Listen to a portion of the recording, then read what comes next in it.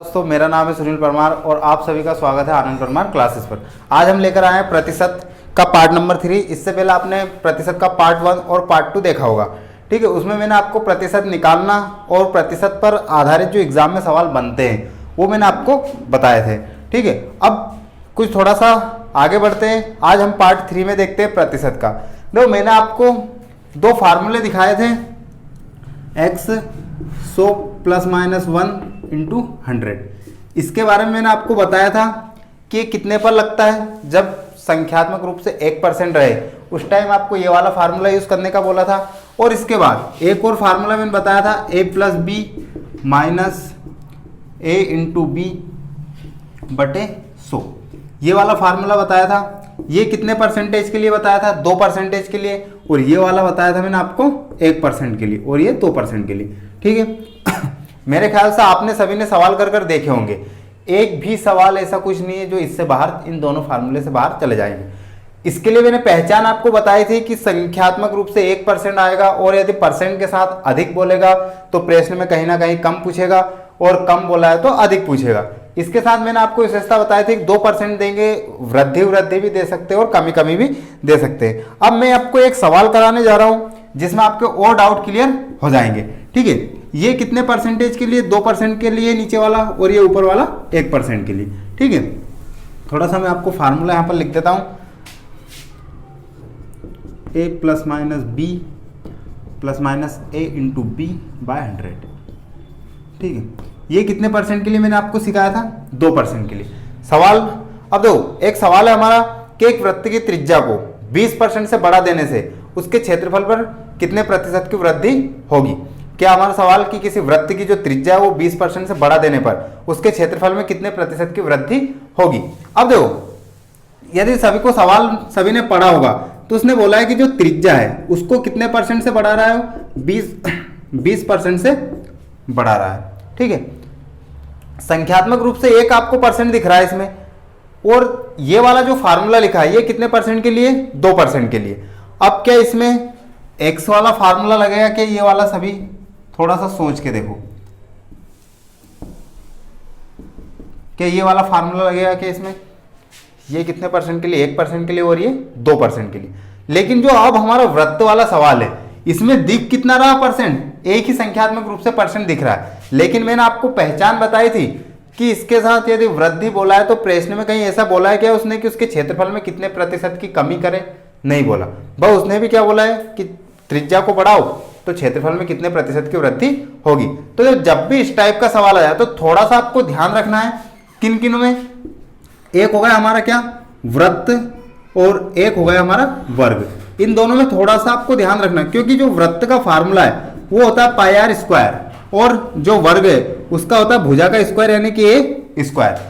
तो यदि वर्ग की भुजा में एक बार वृद्धि करने का बोलेगा तो ऑटोमेटिक कितनी बार वृद्धि होगी? 2 बार। क्यों? क्योंकि इसके ऊपर क्या लगा हुआ है? स्क्वायर लगा हुआ है। और यदि इसमें बोलेगा वृत्त की त्रिज्या में तो इसकी त्रिज्या में कितने परसेंट की वृद्धि होगी? 2 बार वृद्धि होगी। एक बार बोलेगा लेकिन होगी कितनी बार? 2 बार। क्यों? क्योंकि इसकी त्रिज्या के ऊपर भी क्या लगा हुआ है? स्क्वायर लगा हुआ है। थोड़ा सा ध्यान रखना क्योंकि एग्जाम में इसी टाइप के उलझाने वाले सवाल आते हैं। अब देखो, उसने बोला है कि वृत्त की त्रिज्या में कितने परसेंट की वृद्धि कर रहा हो? 20% की। तो क्षेत्रफल पर क्या प्रभाव पड़ेगा? तो देखो, वृत्त वाला मैंने बताया वृत्त और वर्ग में ही ध्यान रखना है। इसमें जब भी 1% का बोलेगा ऑटोमेटिक कितनी बार होगी? 2 बार होगी। तो 2% के लिए हमारा ये वाला फार्मूला है, वृद्धि कर रहा है तो ये 20 प्लस 20 इंटू कितना हो जाएगा? 20 हो जाएगा बटे कितना हो जाएगा? 100 हो जाएगा, ठीक है। 20 और 20 कितना हो जाएगा? ये 40। इधर करेंगे 2 0 2 2 दूना 4, यानी कि यदि टोटल हम वृद्धि की बात करें तो कितने परसेंट की वृद्धि हो जाएगी? 44% की वृद्धि हो जाएगी। भूल से इसको इस वाले फार्मूले से मत कर देना, 1% वाला समझकर, ठीक है। चलो अगला सवाल देखते हैं। देखो थोड़ा सा समझते हैं। सभी को पता होगा आय का मतलब तो कि हम क्या कमाते हैं, ठीक है। आय के बाद एक आता हमारा खर्च, कि हम कितना खर्च करते हैं, और इसके बाद एक आती है बचत। क्या आती है? बचत। आय, खर्च और बचत, इन दोनों का फार्मूला क्या है? तो देखो, आय का जो फार्मूला होता है वो होता है जो हमने खर्च किया और जो हमने बचत की। यदि हम इन दोनों को जोड़ देते हैं तो हमारी क्या आ जाती है? टोटल आय आ जाती। और यदि बात करें हम हमारे खर्चे की, क्या हमने खर्चे कितना किया, ठीक है, तो देखो वैसे तो हमें सवाल आएगा बचत वाला कि हमारी बचत कितने रुपए की होती है।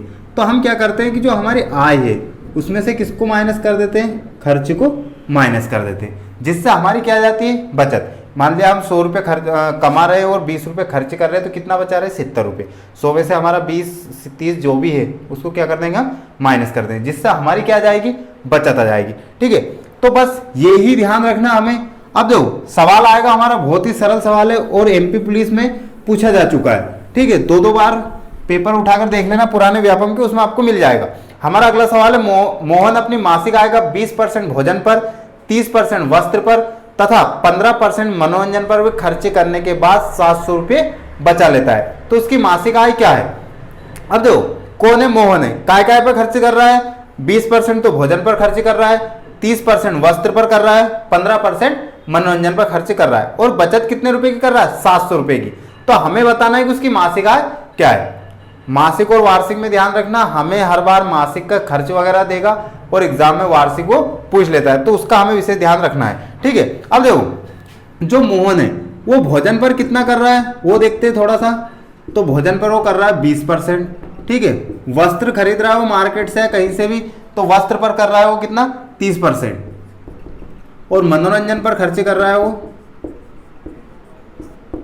15%। ठीक है, अब हमें ये बताना है कि उसकी कुल आय क्या है, लेकिन उसने हमें एक हिंट दे रखी किस चीज की, बचत की, कि वो इन सबको खर्च करने के बाद भी कितने रुपए बचा लेता है, 700 रुपए की बचत करता है। ये बात उसने बोल दी। अब हमें ये नहीं पता कि उसकी मासिक आय कितना, यानी को एक माह में कितने रुपए कमाता है, लेकिन इतना जरूर बता दिया कि ये सब खर्च करने के बाद कितने रुपए बचाता है, 700 रुपए बचाता है। अब देखो करना कैसे, हमें नहीं पता कितने रुपए कमाता है, एक से मत मान लेना उसकी आय, क्योंकि ये परसेंटेज चैप्टर चल रहा है और परसेंटेज में हर एक वस्तु हम क्या मानेंगे, 100 मानेंगे। तो हमने उसकी आय कितना परसेंट मान ली, 100% मान ली। ठीक है, अब देखो हम खर्च जोड़ते हैं उसका कि टोटल खर्च हो कितना रहा है, इन दोनों तीनों को जोड़ देते हैं, कितना हो रहा है, 50, 60, 65, यानी कि उसका जो खर्च है वो कुल मिलाकर सभी पर कितने परसेंट खर्च कर रहा है, 65% वो खर्च कर रहा है। कितने कमा रहा है वो, 100% कमाता है, 65% खर्च कर देता है। तो उसकी बचत कितनी हो जाएगी परसेंट में, यदि हम देखें तो मैंने अभी बचत का फार्मूला बताया था कि जब बचत निकालना हो तो आय में से क्या माइनस कर देंगे, हम हमारा खर्च माइनस कर देंगे। तो 100 में से 65 खर्च करेंगे, कितना परसेंट बचेगा, 35% ये हमारा क्या बचा है, खर्च बचत आ जाएगी। ठीक है, अब देखो हमने बचत ही क्यों बनाई, खर्च जब दिया था और आय हमने मान ही ली थी, तो हमने बचत ही क्यों बनाई। तो देखो एक चीज इसमें ध्यान रखना, जो हमें क्या दे रखी, रुपये में बचत दे रखी, इसलिए हमने बचत बनाई। यदि रुपये में खर्च देता तो हम भी इसके इक्वल क्या रख देते, खर्च ही रख देते। मैं इतने दिनों से आपको एक ही बात सिखा रहा हूं कि हमें इक्वलिटी के इक्वल इक्वलिटी रखना है। मतलब क्या है कि जो चीज हमें रुपये में दे वो ही उसके बटे में परसेंटेज में आना चाहिए। अनुपात वाले चैप्टर में हमने अनुपात बटे में रखा था, ठीक है, और यहाँ पर क्या रखेंगे वह परसेंटेज। बचत हमारे कितने रुपए की, 700 रुपए की, और परसेंटेज में हमारी बचत कितने की, 35 की। तो ये भी बचत है और ये भी बचत है, लेकिन फर्क क्या है, ये रुपये में और ये परसेंटेज में। रुपया हमेशा ही ऊपर आएगा, क्यों, क्योंकि बाप बड़ा ना भैया, सबसे बड़ा रुपया। अब जो हमसे पूछे उसका गुणा करना है बस, आपको बहुत इजी सवाल है। दो आय पूछा है तो आय कितना परसेंट मानी हमने, 100%, तो इसमें काय का इंटू कर देंगे हम, 100 का गुणा कर देंगे। ठीक है, यदि पूछ ले भोजन पर कितने रुपए खर्च करता है, तो कुछ भी मत करो, टोटल आय निकालने की भी जरूरत नहीं, बस भोजन कितना है 20%, तो यहाँ पर काय का इंटू कर दो, 20 का इंटू कर दो, जिसमें भोजन के रुपये भी आ जाएंगे कि उसने भोजन पर कितने रुपए का नाश्ता या चाय वगैरह किया हुआ है। वस्त्र का पूछ ले तो 30 का इंटू कर दो। यदि पूछ ले वस्त्र और भोजन पर कुल मिलाकर कितना खर्च करता है, तो 30, 20, 50, यानी काय का इंटू कर दोगे, इसमें 50 का इंटू कर दो। लेकिन अभी तो हमसे क्या पूछी, उसकी आय पूछी हुई है। हमेशा ही ध्यान रखना ये संख्या इसको पूर्णतः ही विभाजित करेगी। यदि आपके द्वारा भाग लगाने पर इसको विभाजित नहीं कर रही है, तो या तो आपके यहाँ पर जोड़ घटाव में कहीं गलती है, या फिर हो सकता है क्वेश्चन में कहीं पर मिसप्रिंट रहे। ठीक है, तो 35 से कितनी बार, 2 बार, यानी कि 20 बार, और इसका इसमें इंटू करेंगे तो कितना जाएगा, 2000 रुपये। तो यानी जो उसकी आय है वो कितने हजार रुपये आ गई, 2000 रुपये वो मासिक का कमाता है। क्लियर, यहाँ पर देखो क्या किया हमने, टोटल उसकी जो आय है वो 100% मानते हैं, 20% भोजन पर खर्च कर देता है, 30 वस्त्र पर और 15 मनोरंजन पर, यानी कुल मिलाकर वो कितना खर्च कर रहा है हमारा 65% खर्च कर रहा है। 100 कमा रहा है, 65 खर्च कर रहा है, यानी कितने बचा रहा है 35% बचा रहा है। रुपये में कितनी बचत कर रहा है 70 की 700 की, तो ये परसेंट, ये रुपये में और ये परसेंटेज में, जो पूछा उसका गुणा कर दो। अभी मैं आपको कुछ और सवाल कराऊंगा थोड़े से लेवल वाले, जिसमें आपको इनका अंतर पूछ लेते हैं या योग पूछ लेते हैं, ठीक है। तो उसकी आय कितना जाएगी, मासिक जाएगा। अब देखो जो 2000 आया ये मासिक आया, ध्यान रखना आपको, ठीक है। एग्जाम में कभी कभी वार्षिक पूछ लेता है, तो वार्षिक पूछे तो इसमें 12 का इंटू कर देना। चलो एक और सवाल देख लेते हैं। देखो अगला सवाल हमारा है, जयंत अपनी मासिक आय का 12% मनोरंजन पर, 18% यातायात पर, 25% वस्त्र पर खर्च करता है और अंत में 1575 रुपए बचा लेता है, तो उसकी मासिक आय क्या है। फिर वही सेम सवाल है ना, क्या बोल रहा है वो, अपनी मासिक आय का 12% मनोरंजन पर खर्च कर रहा है, 18% यातायात पर और 25% वस्त्र पर। कितने रुपए की बचत कर रहा है, 1575 रुपए की बचत करता है। बस यही चीज आपको ध्यान रखना है कि वो रुपये में क्या चीज दे रहा है हमें, तो बचत दे रहा है। तो देखो क्या क्या खर्च कर रहा है वो, मनोरंजन पर खर्च कर रहा है कितना परसेंट, 18%, ठीक है। उसके बाद सॉरी 12% है ना, 12%, और यातायात पर खर्च कर रहा है वो 18%, उसके बाद वस्त्र पर खर्च कर रहा है 25%, ठीक है। और हमें दे रखी बचत, बचत कितने की दे रखी है उसने, 1575 रुपए की हमें क्या दे रखी है, बचत दे रखी है। बस हमें टारगेट मिल गया, क्या चीज, रुपया। किसी से मतलब मत रखो, इस रुपये से मतलब रखो। बस रुपया हमें क्या दे रखी, बचत दे रखी है, तो हम भी इसके बट्टे में परसेंटेज में क्या रखेंगे, बचत ही रखेंगे। बस पहले तो ये देखते हैं कि उस टोटल घर पर वो कुल मिलाकर खर्च कर कितना रहा है, ठीक है। तो पहले उसका खर्च जोड़ते हैं घर पर आकर कि हाँ इतने रुपए लेकर गए थे मार्केट और इतने रुपए हमारी जेब में बचे, तो कुल मिलाकर खर्च कितना हुआ।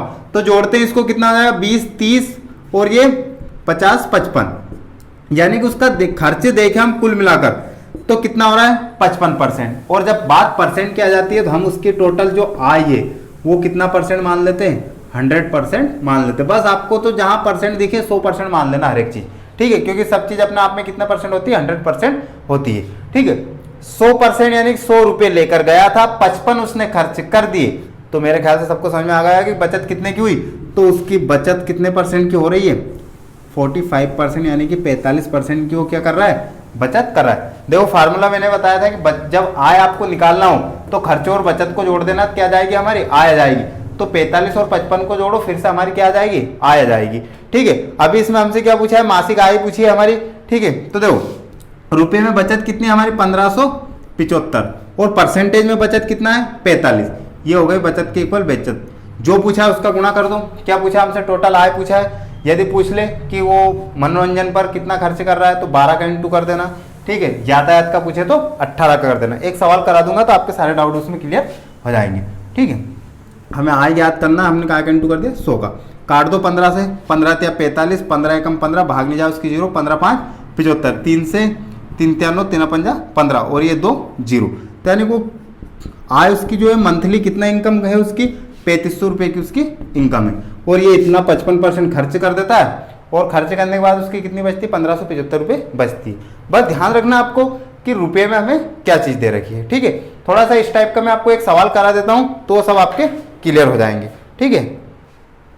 देखो अगला सवाल है हमारा, मोहनलाल अपनी मासिक आय का 12% बच्चों की शिक्षा पर। तो देखो एजुकेशन पर वो कितना खर्च कर रहा है, शिक्षा पर 12%, ठीक है। उसके बाद 18% वो कर रहा है कपड़े पर, यानी कि कुछ कपड़े वगैरह खरीद रहा है, कितने परसेंट के, 18% के, ठीक है। उसके बाद 38% वो भोजन पर खर्च कर रहा है मंथली में, कितने रुपए का वो किराना के सामान लेकर आ रहा है, 38%। और 17% वो खर्च कर रहा है अपने मनोरंजन पर, ठीक है। कितना परसेंट, 17%। अब वो बोल रहा है कि इतना खर्च करने के बाद भी वो 1350 रुपए बैंक में जमा कर रहा है, बचत कर रहा है, यानी कि ना कितने 1350 रुपए वो बैंक में जमा कर रहा है, यानी कि कितने की बचत हो रही है उसको मंथली, 1350 रुपए की उसको क्या हो रही है, बचत हो रही है, ठीक है। अब उसने बोला है कि भोजन पर कपड़े से कितने रुपए अधिक खर्चे होते हैं, यानी कि हमें बताना है कि जो हम कपड़े खरीद रहे हैं उससे भोजन पर कितने रुपए ज्यादा खर्च कर रहे हैं। तो देखो यहाँ पर आप सभी को सूझ पड़ रहे हो कि भोजन पर मान लो परसेंट की बजाय रुपये में होता है कि भोजन कपड़े पर हम 18 रुपए खर्च कर रहे हैं, वो भोजन पर कितना कर रहे हैं 38% कर रहे हैं, यानी कि 38 रुपए।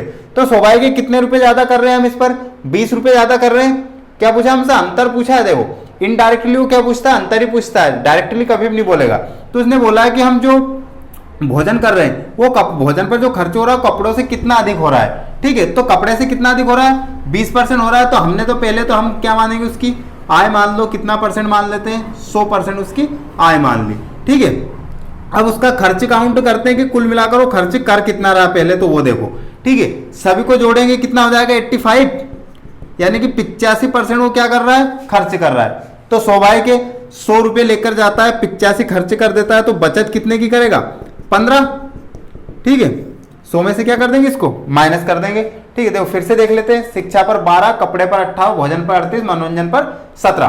टोटल हमने 100% आय मानी है। ठीक है, सभी को जोड़ेंगे यानी कुल मिलाकर खर्च कितना कर रहा है, 85% वो खर्च कर रहा है। अब बचत निकालेंगे क्योंकि हमें रुपए में बचत दे रखी है।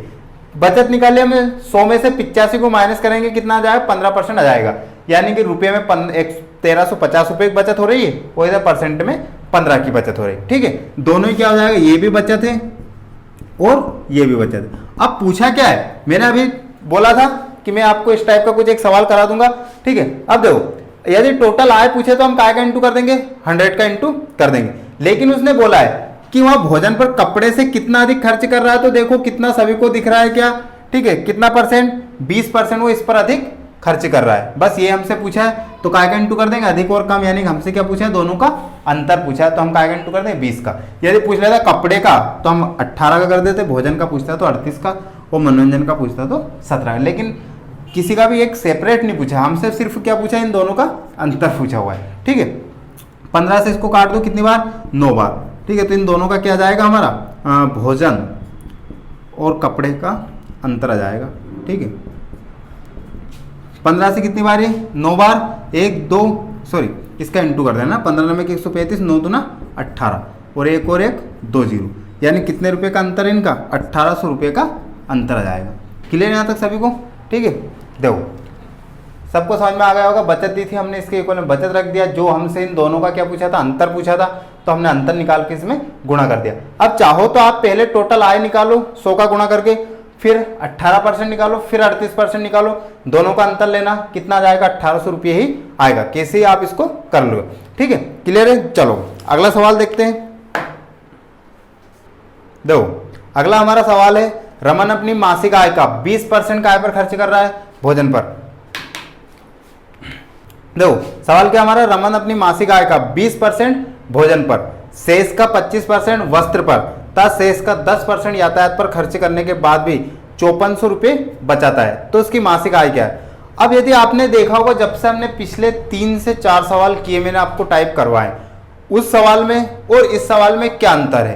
तो देखो पिछले वाले जो सवाल अभी हमने किए उसमें और इसमें सिर्फ एक शब्द का अंतर है। कौन से का, शेष का। देखो अभी क्या बोला था मैंने, एक शेष शब्द है ना, ये सवाल में हमारा क्या है, नया शब्द है।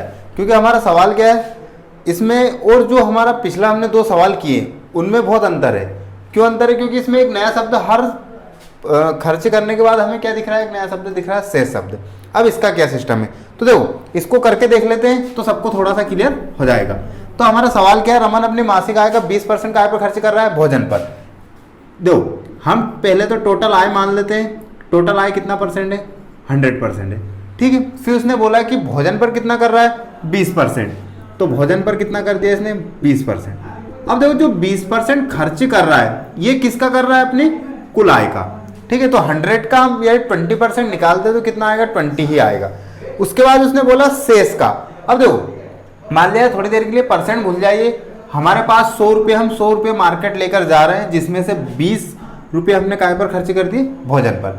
अब जब हमने 100 रुपये लेकर गए, 20 खर्च हो गए, तो शेष हमारे पास कितने बचे, 80 रुपये बचेंगे, यानी कि 80%। फिर उसने बोला शेष का, यानी कि कुल आय का नहीं, किसका बोला है, शेष का। अब हमारा शेष कितना परसेंट है, 80%। शेष का कितना, 25%। तो शेष हमारे पास 80 रुपये, यदि हम 80 का 25% निकालते हैं तो निकाल कर देख लेते हैं, 4 और 4 से कितनी बार, 20 बार। ठीक है, तो यानी को वस्त्र पर कितना खर्च कर रहा है, 20 कर रहा है। अब बहुत सारे को समस्या आएगी कि सर जब क्वेश्चन में 25% बोला तो आपने यहाँ पर 20 क्यों लिखा, तो भैया 20 इसलिए बोला है क्योंकि कुल आय का उसने ऐसा नहीं बोला कुल आय का 25% वो वस्त्र पर खर्च कर रहा है, उसने बोला है कि शेष आय का। तो शेष हमारे पास जब 100 रुपये लेकर गए, 20 हमने भोजन या नाश्ते वाले को दे दिए, तो हमारी जेब में अभी कितने बचे प्रेजेंट टाइम में 80। अब 80 में से हम खर्च करेंगे तो शेष कितने 80, 80 में से 25% खर्च कर दिया, यानी कितना खर्च कर दिया 20। अब शेष कितना बचा, तो जब हम 80 लेकर हमारी जेब में 80 थे, 20 खर्च कर देंगे तो शेष कितना बचेगा 60। ठीक है, अब उसने बोला 10% हम काय पर खर्च कर रहे हैं, यातायात पर, शेष का। तो शेष कितने 60 का यदि हम 10% निकालते हैं तो कितना आएगा 6। ठीक है, देखो निकाल कर कितना आ रहा है, ये 6 आ रहा है। तो 60 में से 6 किस पर खर्च कर रहा है वो, यातायात पर। ठीक है, तो यातायात पर 6 खर्च कर दिए उसने। अब शेष कितने बचे उसके पास, तो देखो 60 में से 6 खर्च कर दिए उसने यातायात में, तो उसके पास बचेंगे 54। क्लियर है यहाँ तक। देखो हमें क्या दे रखा उसने, बचत दे रखी 5400 रुपये की, है ना। रमन अपनी मासिक आय का 20% भोजन पर खर्च करता है, शेष का यानी शेष 80 का 25% वो काय पर खर्च कर रहा है, वस्त्र पर, यानी 80 का यदि हम 25% निकालते हैं कितना आता है 20। शेष कितने बचे 60 बचेंगे, 20 खर्च कर देगा तो। अब 60 में से भी 10% यानी 60 का यदि हम 10 निकालते हैं कितना आता है 6 खर्च कर देगा, कितना बचा 54। इसके बाद तो कोई खर्च नहीं कर रहा है, नहीं कर रहा है। ठीक है, अब देखो किसी को ये थोड़ा लेंदी प्रोसेस लगी, मैं शॉर्टकट बता दूंगा आपको अगले टाइम में इसको, है ना, इसी सवाल को। अब देखो उसके पास बचत बच रही है कितने की 5400 रुपये की। कितने रुपए बच रहे हैं उसके पास रुपये में 5400, और हमसे पूछा कुल उसकी मासिक आय क्या है। तो देखो रुपये में कितने बचे उसके पास 5400 रुपये, और यहाँ परसेंटेज में कितने बचे 54%। ठीक है, ये रुपये में बचत और ये शेष, यानी कि इसके बाद शेष मतलब बचत। ठीक है, 100 लेकर जाता, शेष कितना बचा था 54, तो रुपये में 5400 और परसेंटेज में कितना 54। तो देखो ये रुपये में बचत और ये परसेंटेज में बचत। क्या पूछा उसका गुणा कर दो। ठीक है, कुल आय का पूछे तो 100 का इंटू कर दो, भोजन का पूछे तो 80 का, यातायात का पूछे तो 6 का। ठीक है, यदि अभी हमसे पूछा कुल आय उसकी मासिक क्या है, तो यदि हम आय निकालेंगे तो हम उसमें 100 का इंटू कर दें, 54 से एक बार कट जाएगा। ठीक है, और कितनी जीरो 2 ए, यानी कि कितनी जीरो हो जाएगी 4 जीरो, यानी उसकी कुल आय कितना है 10,000 रुपये वो कमाता है। ठीक है, अब देखो इसका दूसरा टाइप क्या है, बहुत सारे को थोड़ी सी ये प्रोसेस लेंदी लग रही होगी, तो हम इसको दूसरे टाइप से भी कर सकते हैं। दूसरे टाइप से कैसे, देखो